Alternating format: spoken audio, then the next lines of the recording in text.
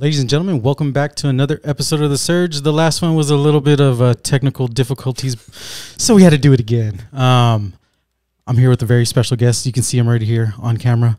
The man, the myth, the legend, Mr. Panda loves you, David Chen Panda. How are you, my friend? Good, Ace. Making me feel warm and fuzzy as usual. I appreciate it, man. I appreciate it. A lot of things to talk about. We'll talk about you, all the stuff that's going on here in the world. But first, got to say welcome. Thank you. Thanks for having me. Welcome here to Downtown Spaces. First off, how did you get your start in life in general? You know, there's a lot of stories, but the biggest one is, when we came to this country, I think you tell people a lot of the story, homeless and poor and not speaking English and not really understanding the culture and trying to assimilate. And I have so many fond memories that kind of shape me to who I am now. And there's two types of people, right? You either use it against you or use it for you. And for me, it was a driver to succeed. And, I remember like when I was probably in third or fourth grade, maybe even younger, my parents couldn't afford to get me a bologna sandwich because bologna was too expensive. So it was an egg sandwich or nothing. And that stuck with me as a real young kid because I couldn't understand what the heck was going on. You were just hungry. Right? Starving. Or my mother was a coat check person, and I remember one time it had been 8 to 10 hours, and they take me inside, they hide me in the corner of work because they couldn't afford a babysitter, and I sat there for 8 to 10 hours quietly playing with my toys and the coat check room, and that was my life, and that was a story. And when we came to El Paso in 1991, it was a really, really big change, and the Zaragozas brought us over here. And what was interesting about the changes, we had a restaurant in Ciudad Juarez. And so growing up in the border, understanding what was going on was a big deal. But by the age of 12, I'm trying to write the menu in Spanish and English because my parents could barely speak both languages. Mm-hmm. And, I'm a terrible writer now. So I can't even imagine how bad that menu errors were when I was 12. I mean, it had been pretty bad. But the whole point of the story is it was, what I realized, it was a condition of, it wasn't my fault that I was born in the situation, but it'd be my fault if I died in the situation. And so I always wanted to do better and more. And then I remember I went to University of Arizona and I stayed there for 6 years. And, my parents both had a heart attack that summer. And my sister skipped a year. Super smart girl. That's way smarter than me. And it's a balance. It was a balance. And this is the same guy who started crying that he couldn't work more than 1 day a week and 18 hours because it was too hard, right? 18 hours class is way too hard and 1 day a week. And I was coming home and I was working 100 to 120 hours a week just to keep our lights open, sleeping 4 hours a day. And it was so funny because anyone will tell you when an Asian mom tells you that you're working too hard and you need a vacation, that tells you you're working way too hard and you need a vacation. Right. Right. And my mom, she's a great woman, but she's a tough woman. And so for me, it was one of those endeavors. And that's kind of how I got my start. And then one day I'm at the restaurant, this is one thing that always bothers about people. They're like, I don't want to do this for the rest of my life. I could do better. And I'm like, if you could do such a good job, how come you're not running the space? And then there's total silence. And because I did a good job when I ran my parents' business space, I ran into an amazing man named Fausto Gallardo, rest his soul, and he ended up giving an opportunity to go work at Deloitte. And the reason it was important was because most of the maquiladoras in the 60s and the 70s that were Japanese came across the borders. That's what Miguel Plaza did. And I was starting the Chinese division in 2005. But the interesting part of the story was Fausto had to retire 6 months later, so I was fired. And the crazy part was, at that point, right before that happened, I almost felt like I made it, right? Like, I'm at Deloitte, I didn't finish school, I'm making $60,000, $70,000 a year, I'm proving to my friends what's going on, I get a little cocky, I buy a new car, I go party, get a new house, and then within 6 months, I get fired because I did not understand what we had to do. And when you're at that level, it's like the NBA. You're at when you get to that level, it's up for you to work in and put in the hours and do all the things that you said you're going to do. You have training, but if you want to be better than the next person, like Kobe would say, you have to have that Mamba mentality to put in the work. Yeah, you just because you got to the dance, you still got to stay there. That's right. Just because you make a one-time champion, you want to maintain the championship, right? Mm-hmm. And I didn't do that. And then I got fired, and I sat at home, I got depressed, and I played video games, and then 2 months later, I realized I was in a real tough predicament. It was a point of my life where I almost realized I didn't have a choice. And it goes simple like this. It was either finish school or you try one more time and put away your pride and try to work at Deloitte. So I went over there, and this guy named Antonio Aguirre, who's still in El Paso, great guy, and he basically just said, I said, look, I'll give you a value-added proposition. You let me come back. You allow me to focus in on the Chinese companies and the Taiwanese companies here, and I want to sell every industry and function. You give me a 60% pay cut, and if I hit my goals, you give me that exact same number 6 months from now. And I did it in 3 months. But the only difference this time, Ace, was I actually Googled and researched everything. I don't have a fancy Harvard degree. I didn't finish college. I grew up in El Paso.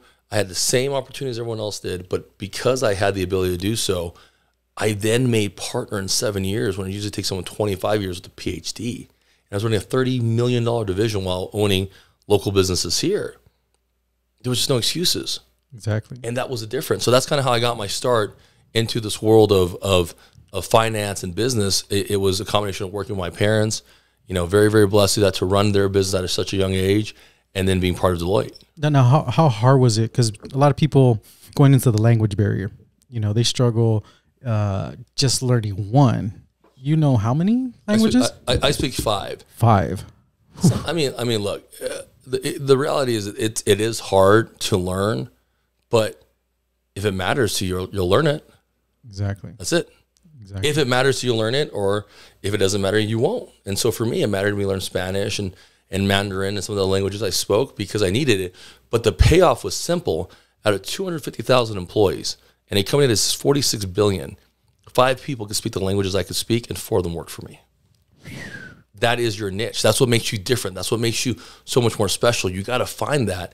And simply outworking is a huge factor. But if you can do outworking and not quitting and finding your niche, bro, you've won. Exactly. That crazy. Deloitte, the whole industry and everything. So after your ventures with Deloitte, where did you move on to next? So I was in Deloitte for 10 years, and I was in 2015, I left, and I started my own private equity firm out in Phoenix called BLCP Capital, where we focus on the medical industry and the REIT industry and really kind of focus on really big things.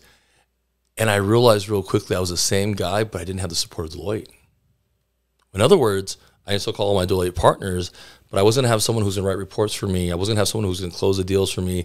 I didn't have someone who's going to do the things I had to do. So I had to make that fundamental switch and stop worrying about who I was and start worrying about who I have to be. A lot of people struggle with that, right? They're like, oh, I was the best high school basketball player. Well, you're not that anymore. Mm-hmm. So you have to evolve and go from there. And so I started making those adjustments and very, very, very quickly did that for about 2-3 years, got into the crypto space for a little bit, and then ended up in the esports space in 2017. And it was always an evolving journey. It was always the next emerging market. I was dealing with China before China was really big in the area. I was dealing with the medical space before people were doing the medical space. I was dealing with the crypto space before people really made it a big deal. And then I was in the esports space before a lot of people know what that is. And it's always understanding what the trends and the forecasts are, so take advantage of the opportunity that exists so you can succeed. And that's what I did. That's awesome. Now, transitioning to the world of esports, there's been some big news just happening these past couple of days. I mean, you're wearing the sweater right now. They decided to make an announcement. Can you elaborate a little bit on that? Yeah, it's crazy, man. FaZe Clan, which is the world's most popular esports team, and here's a crazy statistic: you run a number of how many people know who FaZe Clan is and the influence they have. And there is more influence with esports, with FaZe Clan itself, than the whole PGA. PGA? The whole PGA. Like, I'm not, and what ended up happening was, we made it a announcement on Monday. We are going IPO, and our current value before the IPO is $1 billion.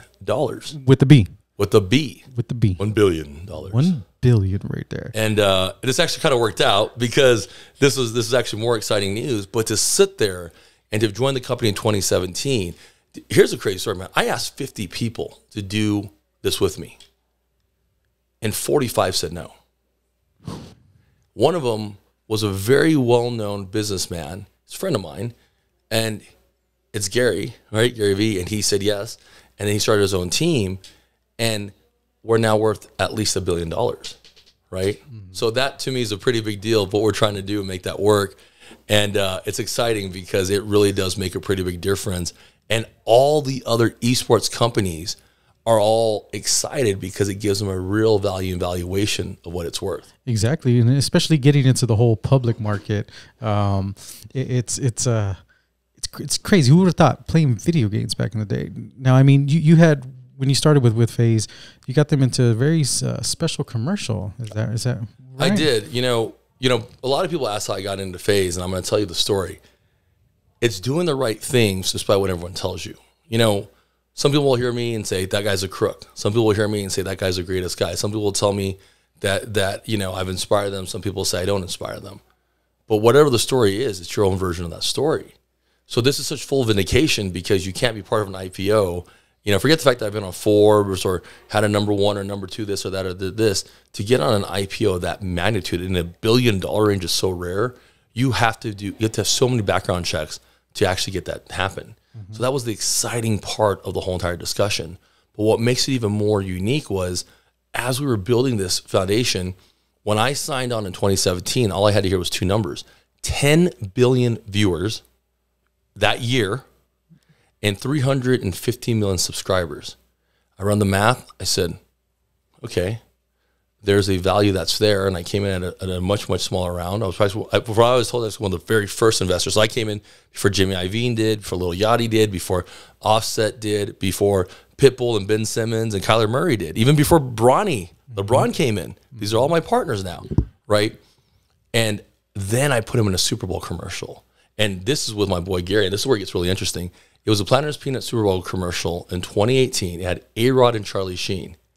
And our guy's there for 1 second, and he had more engagement than A-Rod and Charlie Sheen combined, and Planters Peanut sales goes up 27%. Guy was there for 1 second. 1 second. That's how much power they have because it's a brand that you might not understand it, but it doesn't matter if you understand it or not. You go ask your kids, you go ask your nieces and nephews, your grandkids who are looking at their phones nonstop, and they'll tell you that team is probably bigger than the Lakers to them. Exactly. Just because we or some other people might not understand it doesn't mean it's not worth anything. It is. It's just because we don't know English and that person doesn't know English doesn't mean he's dumb. It's the same. It's an innovation thing. It's the same that happened to 85% of the Fortune 500 companies in the 1980s who didn't want to reinvent and go from there and didn't want to do online sales, and online is dumb and e-commerce is dumb, and look at Amazon now. Right? Crazy. It's the ability to reach and touch the masses. You want to make $1 billion, touch 1 billion people, right? That's what matters. And so that's what we end up doing. And kudos to their team because, I mean, look, I had a very, very small part of it. I'm proud of my part, and I'm still based in El Paso. But it's a pretty cool thing to say, man. I'll just tell you that much. Right? It's a pretty cool thing. It's very surreal, man. It's a blessing. I mean, when you saw them on the cover of Sports Illustrated, that's reserved for Tiger. That's reserved for the Mannings and the Bradys. And then you're like, all right, there's these cats out here from video games, and they're on that cover. I mean, that's when you know it's hitting the masses. For guys who are our age, we understood it in the 90s when it was rap and sports, right? Mm-hmm. Kobe came out with an album, Shaq came out with an album. I think Allen Iverson might have came out with one. But it was a cross-cultural lifestyle. Esports is a lifestyle. It is a brand. It is clothing. It is collaborations. It is the influence and change. But it is the ability to do something global that if you played football and you wanted the Rams to go play the Chargers in China, it would take them 20 hours to get there, 20 hours to get back, 2 weeks to get prep. Or if it's esports, you can have them sign on in 5 minutes and play against each other. Exactly. So it is a time thing that allows people to do it and much more connectivity than anything else. And going into that, bringing folks together, you created the North American Collegiate League, for esports. Can you elaborate on that, on what that means to you? Yeah, the North American Collegiate League was developed with the intentions of trying to take people to go pro. I saw all these other leagues out there, and they all irritated me because, like the NCAA, you want to go pro. That's why people go to the NCAA, or that's why they go to the G League or whatever, right? Mm-hmm. How do you go pro? So on our very first tournament we did was League of Legends. And League of Legends, for most of you guys don't know, that's one of the most popular games. It's so popular that Louis Vuitton has a $7.2 million a year sponsorship just for the case that they custom made for the trophies for League of Legends. And they signed a 4-year exclusive because that's how much they're getting back. Just because you don't know about it doesn't mean that people don't know about it. Exactly. It's a brand innovator. And so what ended up happening was we started North American Collegiate League. Our intentions was to play scholarships. We've done over $250,000 scholarships for all university students. We're in 220 universities. We're in 30 countries. And we play a arrayment of games that we can actually do, but it's highly competitive. And then we did a second league, which is an open league, which gets really crazy. Our 2K champion is Nate Robinson. Our NHL champion is Roenick. You know, we have guys from FaZe that play, Centric that play, Team New Age, some of the top players that play. And it's an opportunity to get known and seen in the pro circuit. But then we do combines and we do certain events like the Wolverhampton Wanderers, you know, and you were a big part of that, where we took 5,000 kids from the Americas to compete in a season-long tournament for FIFA against North American players in this global thing. We had NFL players play, and the end result was the winner came from Uruguay, and he now has a chance to make a 5-6-figure contract for trying out for the Wolverhampton Wanderers English Premier League team, their esports division. It's crazy. How else could you have done that? Playing video games. Playing video games. Because, you know, the old, I guess, knock on it is like, oh, you staying in front of the TV and all that. These games are just scholarships and the opportunities out there, branding, just, you know, being involved in a new community that some folks, you know, might feel unwanted, but this is a new community that they can be a part of. Going back to the tournament we did with the AC Green. That's right. You know, I think the same thing, you know, with this amazing tournament with AC Green, right? Like, here you are talking to the guy who has won a championship with Kobe and Magic and Shaq and Kareem, and like, this is the Iron Man. And you remember, like, very vividly, right? We're running this tournament, and these kids pop out, and they're talking about how they feel included and how esports helped them prevent suicide. I mean, for me, there's no greater value than helping the youth and showing them that the right way of doing things. But they're just not playing video games. They're learning how to do content. They're learning how to create. They're learning how to communicate. They're learning to have these high skill levels that, quite frankly, is now the current world. And, you know, when we and you grew up, we knew the hours from 9 to 3 were where you would get in problems, right? You would finish sports, you'd go home, you have dinners Friday night, you go out and do something dumb, and 9 to 3 is the problem is that. For 9 to 3 in the gaming community, that's prime time viewership. So you want your kid to go run the streets, or you want your kid to play video games at home? Right, and the girlfriends, hey, you know where your dude's at? He's right there. All the time. He's in there chilling, he's right? right there. You have to worry about him cheating. He might be cheating on the video game, but he ain't cheating on him. And even then, you can't even do that because we know it's impossible. But the point I'm trying to make across is it is now the ability to connect. And these kids are talking to their friends and talking about social problems and issues, and they feel included for the first time in life. You don't have to be black, white, straight, gay, you know, handicap. You, as long as you can play the game, you win. You can play, you can participate. I mean, there's a limit. Like when I play basketball, I mean, I was a pretty good basketball player here until I played someone who's 6'10". I wasn't that great anymore. Right? But in gaming, you either have it or you don't. There's no physical things. It's your ability to actually play, and that's where it gets really interesting. Just like people are like, why would you want to watch a video game? Well, why are you watching the NFL? You're not playing against the Bears tonight, but you're watching it, and you're going to every Cowboy game out there. That's what your kids are doing. The only difference is it has a global community, and not necessarily the sports in the world have that. And not just that, like global community and, like you said, to play, whether it be pro or whether just to play and have a voice and develop that relationship with other folks across the globe. Because name another sport that you can really jump on and play with somebody across the world. You can't. No, it's crazy because I'll tell you that's how FaZe got to $1 billion valuation. One of our good friends, FaZe Clips, one of the founders there, tells you the story about how he and 2 other guys started it, and all they did was they made it on Xbox Online. That's how FaZe Clan started. And it's $1 billion IPO right now. We haven't gone IPO. It's $1 billion because kids started talking to each other and they became friends and they developed a brand into a lifestyle. That is intrinsically so powerful because it shows that it works. Anthony Alfredo, one of our friends, professional NASCAR driver, he learned how to be in NASCAR by playing video games and racing cars in simulations. This is no different than Air Force pilots or airplane pilots who do simulations or going like that. It's the ability to become better. And not just that, because of how fuel prices are and the whole economics and the technology is so advanced that it's lifelike. He's able to experience that and practice and still get that hands-on experience because there's no shortcuts to, getting behind the wheel and driving like that. And now video games can do that. Absolutely, man. It's crazy, man. It's the most crazy thing I've ever seen. LeBron tells you a story that he plays 2K because he's trying to figure out what the matchups are and how to break down defenses. He actually says that. And that's how he learns to beat it. And you know, you might be a LeBron James fan or not, but not most guys at 38, 39 still trying to go for a championship at that level. Right. I'm just trying to go for a cheeseburger. Hey, we're Dr. Pepper. We're Dr. Pepper. There it is. There it is. Now, the previous events that you've done with the NACL, you guys were in Vegas this past a couple weeks ago. Earlier in the summer, we're out there in Austin and in Vegas as well.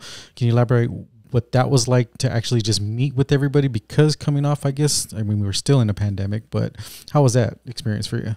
Dude, I used to speak in front of the presidents of China and Mexico and, you know, did such amazing things and started several, you know, boards with ambassadors and when I was at Deloitte.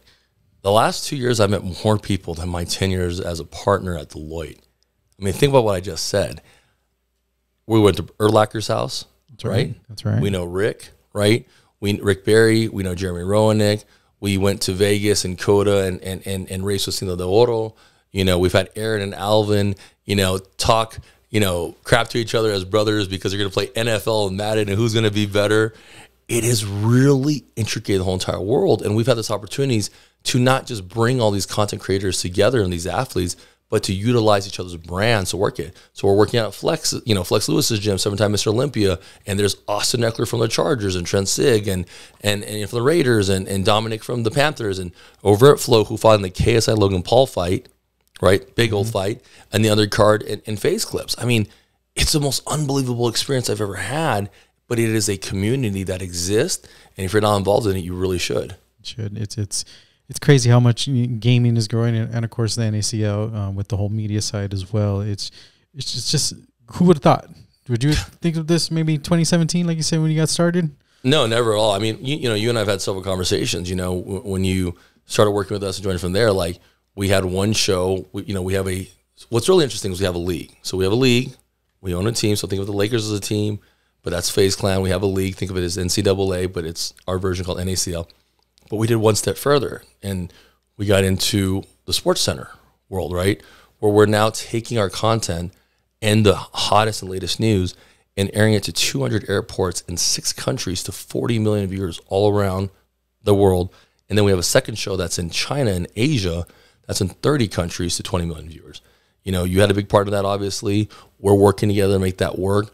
But what we did was we were able to push out the news because it was esports. Do you think if I did anything else, I'd ever have a chance to be on the same network where CNBC and the NFL is live and MSNBC and Bloomberg's at? Probably not, but we did it, and we're still here in El Paso. It's crazy. Not even that, just in China. And China's insane.